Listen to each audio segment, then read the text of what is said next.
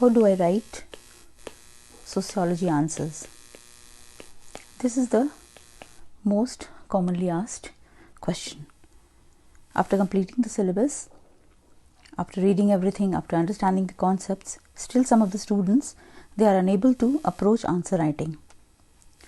There are few questions in the mind of students. First one is, how should I differentiate between a sociology answer and a GS answer? How can I write it differently? Secondly, how to introduce the sociological perspective, and thirdly, how to introduce sociological terms, jargons, etc. in my answer. These are the questions which baffle the mind of sociology aspirants. GS paper 1 has a section on Indian society. It also includes social issues. Now this section is different from sociology. Although it includes social issues, but building a sociological perspective which you are going to write in your answer is different. So how would you make it different? First task before you would be to introduce sociological thinkers. You will find these thinkers in paper 1 topic 4. We have 6 thinkers. First one is Marx, second is Durkheim, third is Weber, Parsons, Merton and Mead. So these provide us with the sociological perspective. What are these sociological perspectives? First one is seeing any question, any issue from a conflict perspective of differences. Second one, Durkheim, which is the functionalist perspective. How does an issue or question address the concept of order? Third one is Weber, from the interpretivist perspective. You see the meanings underneath various action, various social phenomena. What are the signs? How do people interpret the conversations or interactions with one another? Then comes Parsons. He sees society as a social system.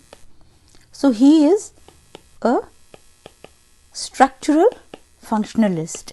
That means he also looked at order in a society, but he also tried to understand social change, right? So this you can use when you have to see any social issue from the perspective of order as well as change.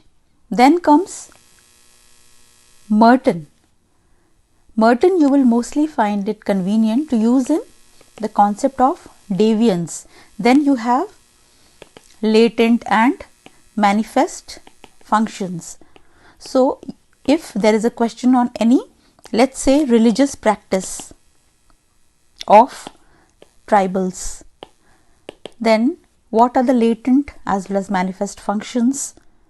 Or if there is a social movement by people, then although their main motive or the manifest function is to protest, but the latent function could also be enhance solidarity or the feeling of strengthening the community. In such a manner you can apply sociological perspectives. Then comes Mead. What happens when a person interacts with other people? How does he or she develop a concept of self. This happens frequently, let's say, in the case of children in different professions.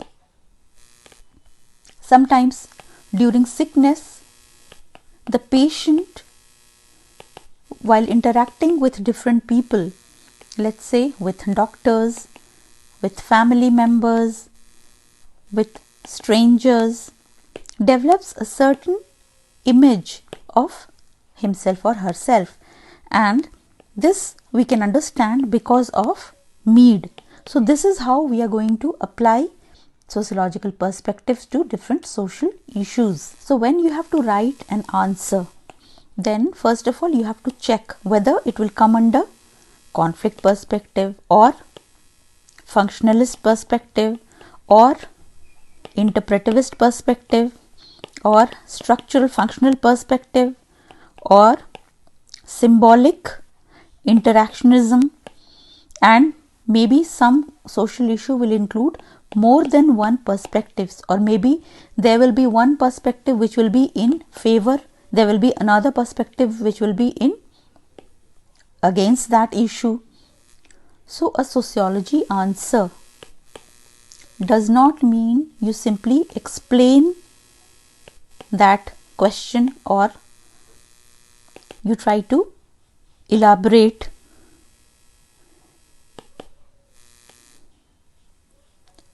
about your views. Sociology answer means that there are thinkers who are involved.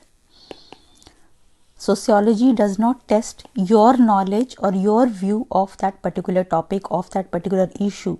Sociology tests how far have you understood the perspectives of sociologists, whether classical sociologists or Indian sociologists.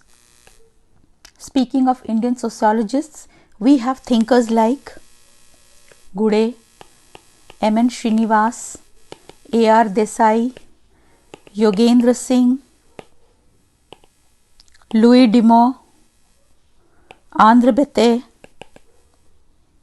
We also have Ambedkar's, S.C. Dube's views.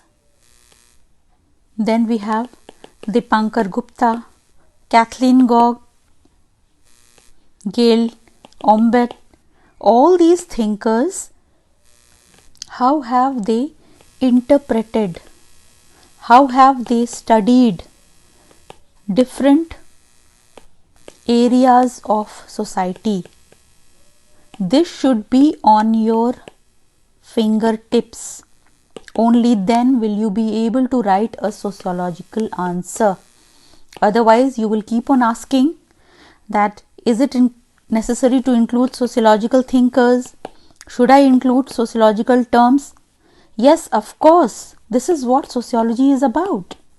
Otherwise, we would be writing a GS 1 answer.